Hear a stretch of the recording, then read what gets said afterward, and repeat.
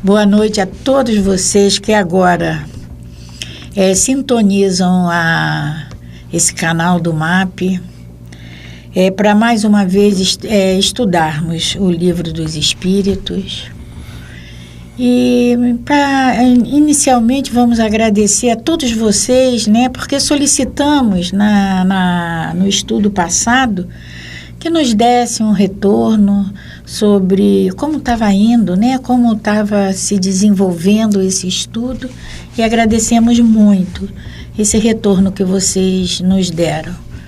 E pedindo, né, frisando mais uma vez que qualquer dificuldade, qualquer alteração que vocês sintam que venha causar dificuldades no entendimento, continue nos dando esse retorno, porque a gente vai, né, adequando para que todos nós, eu, Nivaldo, vocês, possamos aproveitar ao máximo essas orientações que Kardec nos deixa e a espiritualidade nos traz nesse livro. Eu vou pedir mais uma coisinha a vocês, nos digam, dá o retorno para a gente, da onde vocês nos assistem. É aqui no nosso bairro? De que lugar vocês estão? É fora do Brasil? É dentro? Nos digam da onde vocês nos assistem, tá? E mais uma vez, né, vamos dar início. Eu vou fazer a prece inicial, depois vamos fazer um pequeno recapitular, né, brevemente o que nós falamos no programa passado, e daremos continuidade ao estudo de hoje. Lembrando para vocês que todas essas gravações, elas se encontram na página do MAP, e hoje, né, por uma dificuldade que eu tive, eu fui me inteirar, tem como a gente acessar os estudos. A Gênese que a gente quer acessar, é o Livro dos Espíritos. Então, só, não vai no Facebook, não. Vai pelo YouTube, tá? Entra lá na Web TV MAP, que na playlist que vai ter todos eles agrupados. Então, eu queria assistir um programa do Horário de Maria. Aí eu fui lá, e fica mais fácil do que rolar aquela página toda do Facebook, tá? Então, é uma facilidade que eu fui esclarecida e estou passando para vocês. Então, vamos fechar nossos olhos, pedir a essa espiritualidade que coordena esse trabalho, pedir principalmente ao nosso Pai, ao Mestre Jesus, aos mentores dessa casa, que mais uma vez nos intuam, que nos iluminem, que possamos, junto com todos esses irmãos, mais uma vez estudarmos esse livro codificado pelo nosso irmão Allan Kardec. Que possamos, Mestre Jesus, que possamos, amigos espirituais, entendermos, assimilarmos e, mais importante, sentirmos essas explicações, esses ensinamentos, trazendo para o nosso dia a dia essa consciência do que nos é passado, para entendermos definitivamente que somos espíritos, que precisamos entender, que precisamos desenvolver esse ser maior, para que possamos, quando retornarmos à pátria espiritual, que é um retorno onde nenhum de nós vai se esquivar, que possamos voltar à pátria espiritual um pouquinho mais rico do que aqui chegamos. Esteja conosco, Mestre Jesus, esteja conosco, nosso Pai maior. Que assim seja. Graças a Deus. Graças a Deus. Então, Célia, vamos dar continuidade às perguntas e às respostas. Nós paramos no nosso último programa na questão 147. Isso. Estamos falando sobre materialismo. Antes, falamos sobre espírito e alma, vimos a diferenciação, que é simplesmente nominal, para que a gente possa identificar quando falamos de espírito, está desencarnado. Quando falamos em alma, trata-se de um espírito encarnado. Depois falamos sobre materialismo, na questão 147, e na 148 nós já lemos essa pergunta, a resposta, e essa pergunta tem uma nota grande de Kardec, explicando exatamente essa questão do entendimento do materialismo para os homens, né? Inclusive, Nivaldo, só lembrando que isso aqui é o capítulo 2, né? Encarnação dos Espíritos.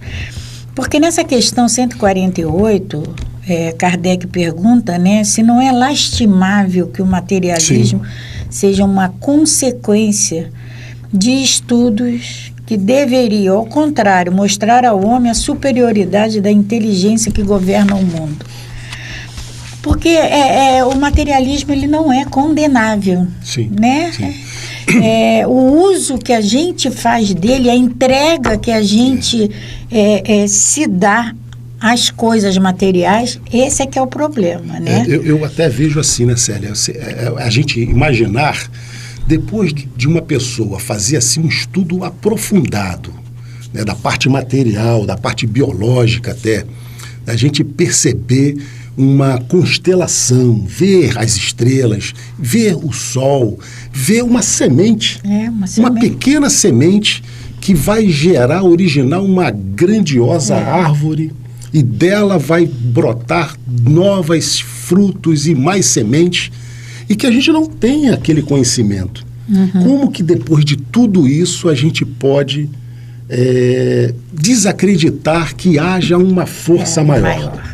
Um conhecimento maior. Até porque, Nivaldo, quando a gente, romanticamente, a gente olha para o céu, um céu estrelado, uma lua cheia, não foi o homem que construiu aquilo ali. Se não foi o homem, quem foi? Quem foi? Você está falando de uma coisa grandiosa. Mas se a gente trouxer, assim, aquela lagarta que durante anos se arrastou pelo chão. E num determinado momento ela se incrusta numa crisálida e a partir depois de alguns dias sai dali uma coisa admirável borboleta. Que a gente admira. Como é que aconteceu essa transformação? Será que a gente consegue explicar isso? E Nivaldo, usando, né, a lagarta e a borboleta, aquele casulozinho onde ela fica confinada, não adianta você ajudar. Se você ajudar... Você atrapalha. Você mata ela. E essa lição da lagarta e da borboleta traz para nós assim uma lição de vida, né? Que representa a nossa transformação. Pois é. Né? E que tem tempo certo. É sofrida. E tem tempo certo para acontecer e é sofrida, né? É sofrida, é uma transformação e tem tempo. Não adianta você querer encurtar, porque senão você acaba prejudicando, atrapalhando. Então, é um entendimento que a gente traz da própria vida, da natureza. E depois disso tudo, a gente tem como negar que haja uma força superior? Não tem como, né? E nessa nota de Kardec, ele vem dizendo exatamente isso, porque a gente nega. Não, a gente não nega, mas a gente não para raciocinar em função dessa força maior. E Kardec vem nos mostrando que os filósofos, os cientistas, né? Eles se ocupam com aquilo, eles querem ver, eles dão... existe o que eles tocam, o que eles veem. E como a alma, como o espírito não vai ser visto dessa maneira que eles querem... Desacreditam. Então, eles não existem e aí é o materialismo. Mas a gente chegou a ler o primeiro parágrafo, dessa nota de Kardec. Vamos dar continuidade hoje começando pelo segundo parágrafo. O segundo parágrafo. Sério. Você lê, eu leio? Eu vou ler. Vai ler? O homem tem instintivamente a convicção de que, para ele, nem tudo se extingue com a vida. tem horror ao nada, por mais que se obstine contra a ideia da vida futura. Quando soar o momento supremo, poucos são os que não perguntem o que vai ser deles, porque a ideia de deixar a vida para sempre tem algo de pungente, né? Mesmo que a gente negue a existência, que a nossa vida vai continuar, a existência da vida futura. Mas quando chega aquele momento derradeiro, a gente pergunta, vai e se agora? questionar, né? Vamos nos questionar. Vamos. Isso aí é porque está aqui dentro. Essa não é a nossa primeira encarnação. Como ele diz para nós, isso é instintivo. Instintivo. Está dentro de nós, né? Tá. Como aquela consciência de que há um Deus superior também está na nossa consciência. A gente pode chamar de nós qualquer nome. sabemos até por quê, né? As leis divinas estão na nossa consciência. Estão na nossa consciência.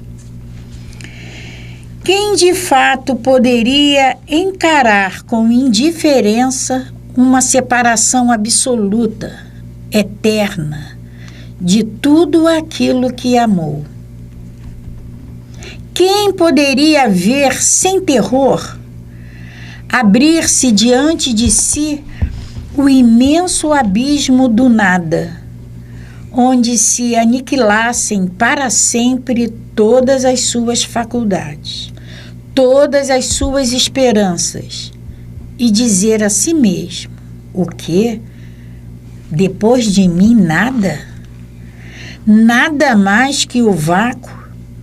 Tudo definitivamente acabado? Mais alguns dias e minha lembrança se terá apagado da memória dos que me sobreviverem. Em breve não restará nenhum vestígio da minha passagem pela terra.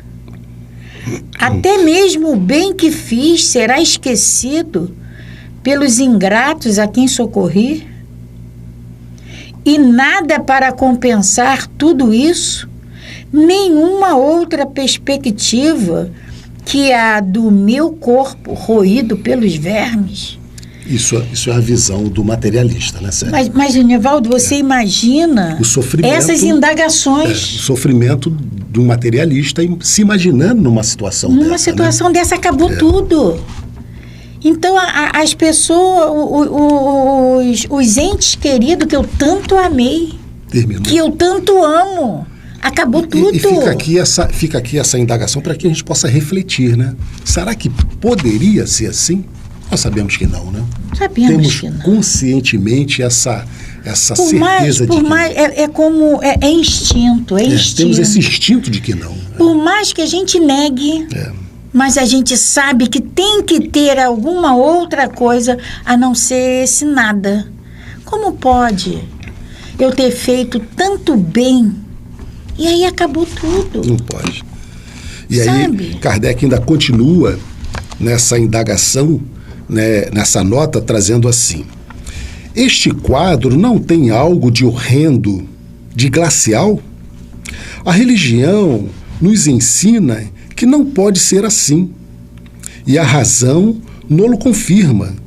Porém, essa existência futura, vaga e indefinida, nada tem que satisfaça nosso amor pelo positivo. É o que, em muitos, engendra a dúvida. Possuímos uma alma que seja mais... O que é a nossa alma? Tem uma forma, uma aparência qualquer? São as nossas dúvidas, né?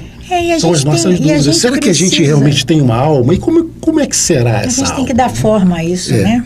A gente precisa de materializar as coisas para que a gente possa entender, né? É um ser limitado ou indefinido? Uns dizem que é um sopro de Deus, outros que é uma centelha, outros uma parte do grande todo. Quer dizer, é a dúvida que vagueia na cabeça daquelas pessoas que não têm a definição exata do que é o mundo espiritual. E aí, Nivaldo, a gente vai lembrar um pouquinho, uns 2 programas atrás, né? Que o problema estão nas palavras. Sim, né? sim. E a espiritualidade... A pobreza da nossa linguagem ainda, e a espiritualidade, ela nos diz que o importante não são as palavras. Essa centelha, esse de volta ao todo, isso não é o importante. O importante é que a gente se entenda. Se entenda. É o entendimento. As palavras são... O princípio da vida e da inteligência, mas o que tudo isso nos ensina? O que nos importa ter uma alma, se depois de nós ela se confunde na imensidão como uma gota d'água no oceano? São indagações dos materialistas, né? E aí, quando a gente pensa, mesmo não entendendo o que foi dito até agora, a gente pode pensar nessa gotinha d'água. Eu dou muita importância a essa gotinha que vai pingar ali no oceano. Aí ela pinga. Eu vou conseguir encontrar ela de novo? Ela vai se perder naquele todo. Então, a mesma coisa somos nós. Depois de tudo isso que vivemos, voltamos ao todo e aí? E sabemos que essa gotinha, ela fica identificada. Ela volta ao todo, mas ela mantém a sua individualidade. Nós vamos ver lá para frente, né? E aí ele continua: a perda de nossa individualidade não é para nós como se fosse o nada. A gente não perde a individualidade. Já vamos responder aqui. Se nós perdêssemos, era o nada. Essa é a ideia daquele que não crer, que não tem o entendimento. Nós não perdemos a nossa individualidade. Quantas pessoas do nosso convívio, pessoas que nós amamos, que diz, morreu, acabou tudo. Tem que aproveitar agora, porque quando morrer, acabou tudo. Vamos aproveitar essa vida, né? Porque morreu, acabou tudo. Não acabou. Esse nada. Não acabou. Não, entende? Então a gente precisa reafirmar que esse nada não existe. Essa vida é apenas uma etapa da vida eterna do espírito. É apenas esse momento vai acabar sim. Esse momento vai acabar sim, mas esse espírito não vai virar um. E ele continua dizendo para nós: disse ainda que é imaterial, mas uma coisa imaterial não poderia ter proporções definidas? Para nós, sem proporção definida, para nós nada é. Você não pode ver. Você não pode ver, você não pode medir, né? Não pesa, então. Não existe. Valor, né? Daqui. A religião ainda nos ensina. Então continua você, Célia. Shelly. A religião também nos ensina que seremos felizes ou infelizes conforme o bem ou o mal que tivemos feito. Porém, que a felicidade é essa que nos aguarda no seio de Deus. Será uma beatitude, uma contemplação eterna, sem outra ocupação senão a de cantar louvores ao Cristo, ao Criador?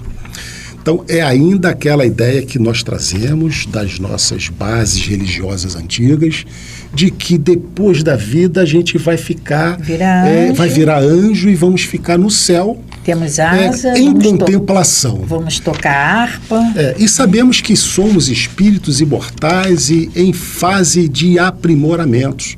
Vamos sim, depois dessa vida, retornarmos ao mundo espiritual e nos prepararmos, na maioria das vezes, para retornarmos à vida, para darmos continuidade ao nosso crescimento moral e espiritual. Até porque, Nivaldo, Kardec diz assim, será uma beatitude, uma contemplação eterna, sem outra ocupação do que a entoar louvores ao Criador? Você imagine... Nós já vimos também lá atrás, né? Você imagine o que seria a nossa vida encarnado, se nós não tivéssemos nada para fazer.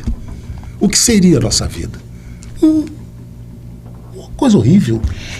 Você não ter nada para fazer, como é que você pode imaginar que se nós vamos desencarnar e esse espírito vai ficar no ócio o resto da sua eternidade. E também em alguns programas passados nós vimos aqui o trabalho dos espíritos. Jesus, quando esteve aqui conosco há 2020 anos atrás, ele disse, né, que o meu pai trabalha até hoje. Então não tem essa ociosidade, essa contemplação no mundo espiritual, muito pelo contrário. Aí é que nós vamos realmente trabalhar. Começar a trabalhar, né? Então ele continua aqui ainda. As chamas do inferno são uma realidade ou uma figura? É uma pergunta que se faz, né? Será que existe mesmo o céu e o inferno? A gente já sabe que hoje até a própria igreja romana já chegou à conclusão de que não existe. O céu e o inferno são estados mentais, né? A própria igreja. A própria igreja o compreende onde, nesta última acepção, mas que sofrimentos são esses? Onde se situa esse lugar de suplício? Sabemos que esse lugar de suplício é na nossa consciência. Sempre é a nossa consciência que vai ditar as nossas alegrias e as nossas tristezas, os nossos sofrimentos, né? Numa palavra, o que se faz, o que se vê nesse mundo que nos aguarda a todos? O mundo espiritual. Que ninguém vai conseguir, né? Ninguém, nenhum de nós. A única certeza que nós temos é que vamos retornar. É que nós vamos retornar. E a gente disse, você conhece alguém com 200 anos? Pois é. Ninguém, né? Então, eterno ninguém nós existe. Vamos ter que retornar. Uns sabemos que retornam mais cedo, outros mais tarde, mas todos retornaremos. Retornaremos. Então, a última pergunta é numa palavra, o que se faz e o que se vê nesse mundo que a todos espera. Tem jeito. Pode dar continuidade, Célia. Aí é o último parágrafo de Kardec. Dizem que ninguém voltou de lá para nos dar informações. Dizem. Né? Mas o que Chico fazia? Poxa vida. E o que os próprios espíritos fizeram com Kardec? Pois é, mas não trouxeram para Kardec todas essas informações? Pois é, Nivaldo, mas quando eu falo em Chico... Sim, está mais próximo as da gente, mães de Chico, está lá no livro, estão aí encarnadas para testemunhar testemunho, né? a mensagem, a fala dos seus filhos, né? Estão aqui do nosso lado. Mas tem gente que fala isso até hoje, né? Ninguém voltou até hoje para dizer se era bom ou se era ruim. Sempre né? dizem, né? Dizem isso, mas voltou sim. Então dizem que ninguém voltou de lá para nos dar informações. É um erro. A missão do Espiritismo consiste precisamente em nos esclarecer acerca desse futuro, em fazer com que até certo ponto, o toquemos com o dedo e o enxerguemos, não mais pelo raciocínio, mas pelos fatos. Nivaldo, lendo isso aqui, tem um livro, né, O Céu e o Inferno, que vem lá os relatos. Por que sofre? Por que está no mundo espiritual sofrendo? Por que está no mundo espiritual feliz? Célia, exatamente. E como Kardec começou a codificar todo esse mundo invisível? Através daquilo que nosso primeiro programa, né? Falamos lá nas mesas girantes, nas mesas que batiam, nas mesas que soletravam, que respondiam perguntas. Então, isso aí é um retorno. Exatamente esse questionamento que nós nos fazemos até hoje. E Kardec, é por isso que Kardec diz que é o livro dos Espíritos, porque foram eles, não foi Kardec, foram eles. Eles tá aqui ditaram, né? A prova, né, que é possível mandar mensagem e temos essa comunicação, é a certeza de que essa comunicação ela existe. Graças as comunicações espíritas, isto não é mais uma presunção, uma probabilidade sobre a qual cada um fantasia à vontade, que os poetas embelezem com as suas ficções ou pintem de imagens alegóricas que nos enganam. Então, não é ficção, não é alegoria, não é ilusão de ótica. Não é. Muitas das vezes, né, Célia, nós boicotamos o nosso próprio pensamento. Quantos de nós já tivemos essa certeza, por sonhos até, ou até mesmo acordados, né? De termos aquela presença espiritual de alguém a nos intuir, a nos inspirar, nos trazer, ou até mesmo através de uma reunião mediúnica. Mas muitas das vezes a gente vê, eu conheço pessoas, né, que veem os espíritos, mas não acreditam. Não acredito. Né? Não acredita. Ainda, né? Continuando, é a realidade que nos aparece, porque são os próprios seres do além-túmulo que nos vêm descrever a sua situação.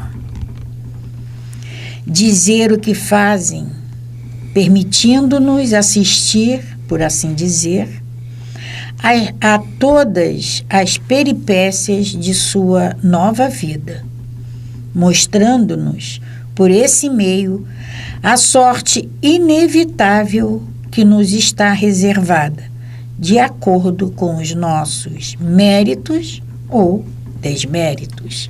E nós já vimos isso que, né, do nosso livre-arbítrio, das nossas escolhas,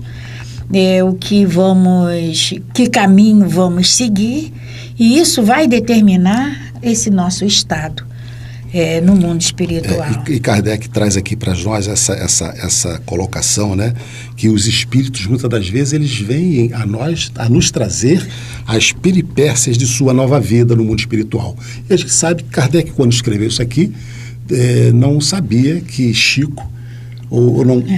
Né? Chico nos trouxe, através de André Luiz, essas 16 obras, que André Luiz tem o esmeiro de nos trazer os bastidores do mundo espiritual. Pois é. Ele complementa, né? E por isso até nós chamamos de obras complementares, né? São as 16 obras de André Luiz, que começa com um livro muito conhecido, que virou filme, né? Que todo mundo já deve ter visto, que é o Nosso Lar, e que traz exatamente o que acontece lá no mundo espiritual, né? Começa a desvendar para nós. E tem um outro livro dele que virou filme, né? Que é muito interessante, que vai nos dar uma ideia disso tudo aqui, e a vida continua. Que é o último livro dele. O primeiro foi o Nosso Lar, e o último dele A Vida Continua, que também virou filme. Desse intervalo temos mais 14 livros aí. Pois então ele vem, aí tem livros do André Luiz, livros científicos, que nos explicam o mundo espiritual pelo lado da ciência. Então, é toda uma série de facilidades que nos são dadas. A gente tem notícia, né, Célia, que os livros de André Luiz hoje já são estudados no meio acadêmico, né? Por todas as suas informações técnicas que foram trazidas. Nivaldo, aí você está falando isso, eu lembro do filme Nosso Lar, quando apareceu lá na colônia, né? Sim. O computador. Aí teve gente que assistiu, mas, pelo amor de Deus, você conta essa história, né? É verdade. O livro já relatava, né? Esses telões que aparecem no filme, e eu lembro que um amigo... não espírita, ao ver o filme Nosso Lar, ele se referiu assim para mim, agora você imagina, como é que pode? Lá tinha televisões, telões, e aí a gente fica assim imaginando, a nossa ideia, é a ideia que a gente faz aqui encarnado, mas nós temos que ter sempre a certeza de que o mundo, a tecnologia vem de lá para cá. Vem de lá para cá. Tudo que naquela nós temos época, aqui... quando aquele livro foi escrito em 1936, né? 1936, foi ditado pelo espírito André Luiz, para nós era um absurdo aquilo. Mas hoje a gente tem a certeza de que toda essa tecnologia já veio de lá. Vem de lá. Né?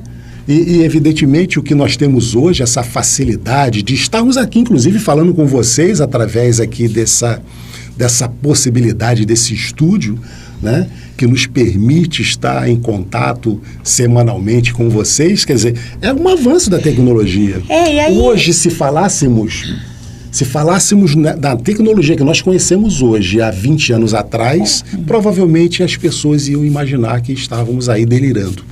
E aí, seguindo esse raciocínio, né, Nivaldo? A gente sabe que no mundo espiritual a vacina do Covid, ela já existe. Já existe. Ela já existe. Entende?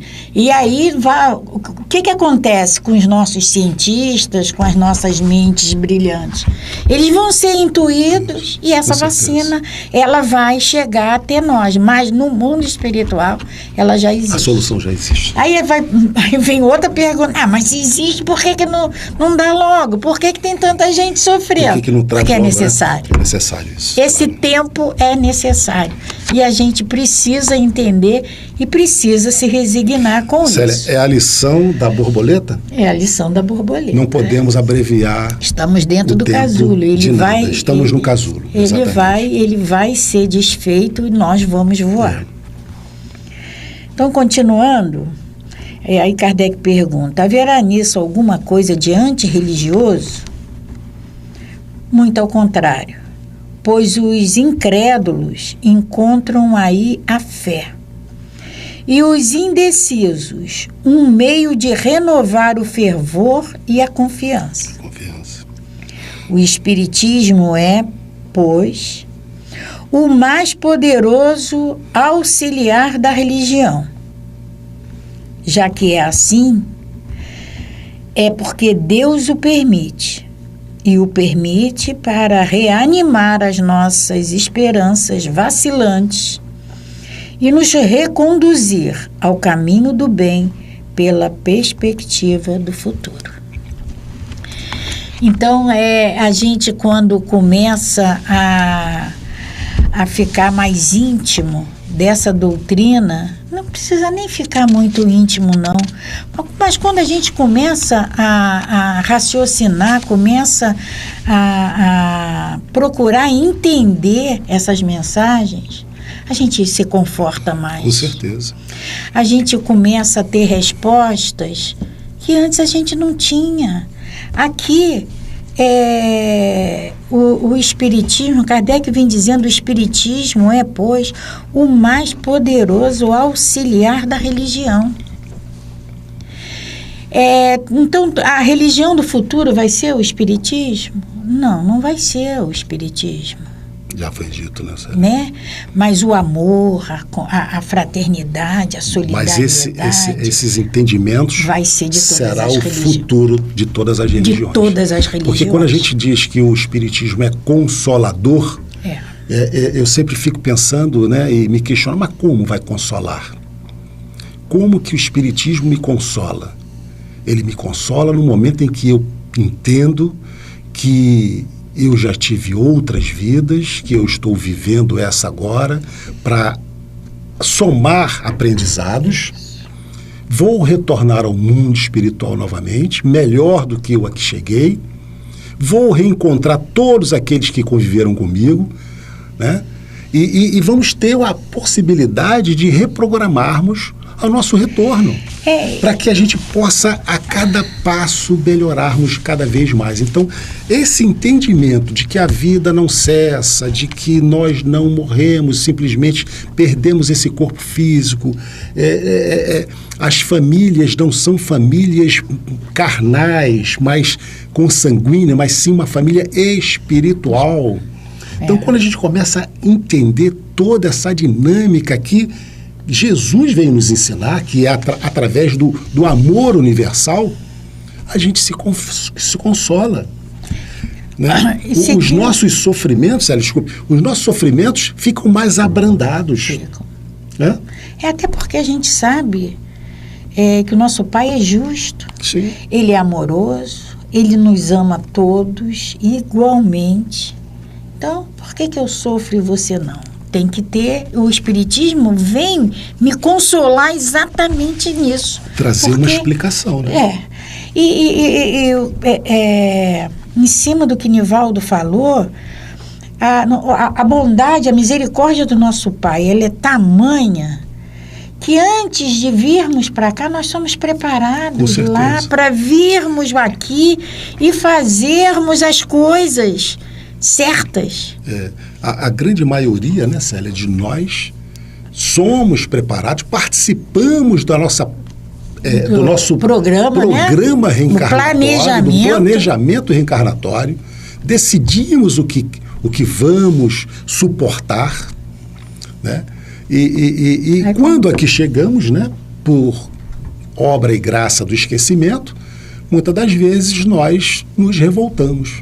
A gente vai mais lá na frente ver, né, esse véu do esquecimento, a importância de esquecermos. Sim, precisamos, né? Precisamos esquecer.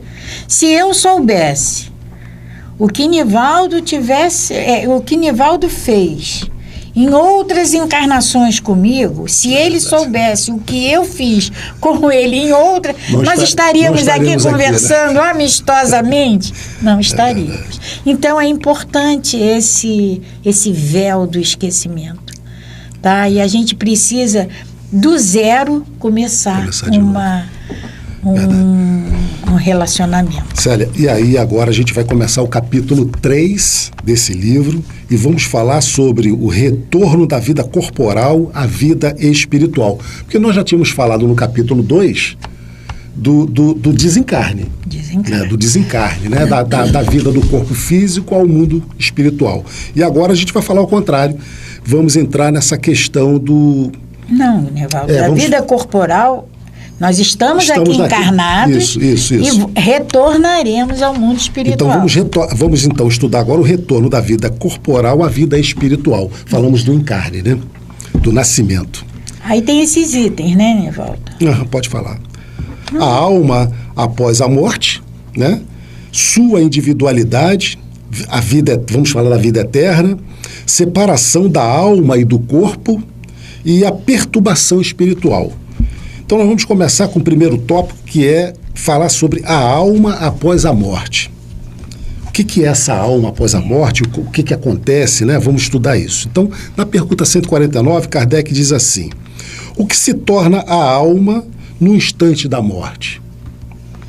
Volta a ser espírito, isto é, volta ao mundo dos espíritos que momentaneamente, ela havia deixado. Então, nós já tínhamos visto que essa diferenciação dessa denominação de espírito e alma é para que a gente possa entender e fazer a diferenciação. Toda vez que falamos em espírito, está desencarnado. E alma é um espírito encarnado. Então, o que se torna a alma no instante da morte? Era uma alma porque estava encarnado. Volta a ser um espírito, ele volta ao mundo dos espíritos. O que me chama a atenção aqui, Célia, é essa frase, essa palavra, né? Momentaneamente ela havia deixado. Então, por que ele nos fala em esse espírito momentaneamente? É porque ele sabe que a nossa vida é um momento, é muito curta. A nossa vida de encarnados, uma vida... É como eles nos referem, né, um riscar de fósforo. E quando para a gente, né, 90 anos, 95, 98 anos, já viveu muito, mas para um eles, estalar de dedo, é um piscar de olhos. Porque o referencial deles é o infinito. Infinito, a eternidade. A eternidade, agora, é o infinito. Então, o que é 80, 90, 100 anos para um infinito? Não é nada. É um momento. É aquela gotinha. O que é aquela gotinha no oceano? É verdade. Não é nada. Agora, o que me chama a atenção nessa resposta da espiritualidade é a naturalidade com que eles falam. Sim. Então, o que vai ser a alma no instante da morte? Vira espírito.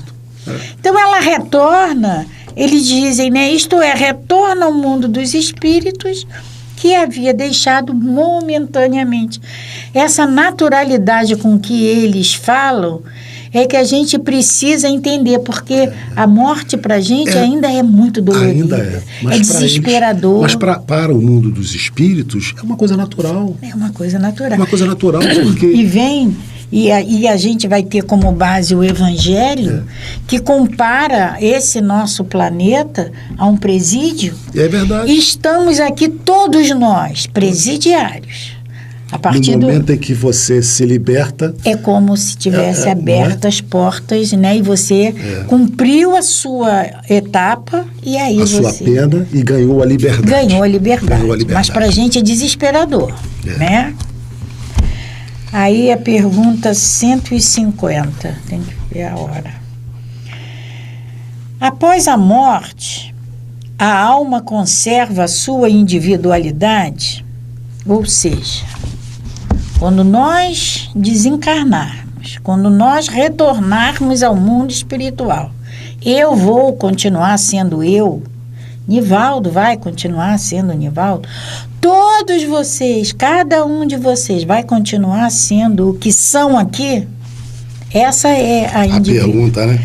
A individualidade que Kardec se refere.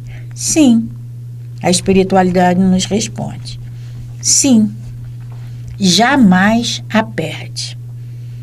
Que seria ela se não a conservasse? Porque se eu voltasse ao zero, cadê o progresso? Nós iríamos sempre começar do zero. E esse livro, Kardec, vem sempre trazendo essa consistência para nós, né? Porque essa pergunta aqui, Célia, se a gente voltar lá a perguntas anteriores, Kardec já havia perguntado o que compõe o universo. São 3, né? 3. É o espírito, a matéria e o fluido universal. Então, o espírito é individual. Individual. Então, ele só está confirmando para nós aqui, mais uma vez, dando essa consistência desse entendimento dessas questões aqui. É porque, às vezes, né, tem determinadas perguntas, tem determinadas respostas da espiritualidade que pode até nos deixar dúvida. Sim. Mas que logo depois vem outra que vai nos esclarecer. Então, esse espírito, ele é componente desse universo. Com certeza. Célia, já está chegando ao final do nosso encontro, do nosso programa. Faltam menos de 3 minutos. Infelizmente, o tempo passou tão rápido, a gente nem percebe.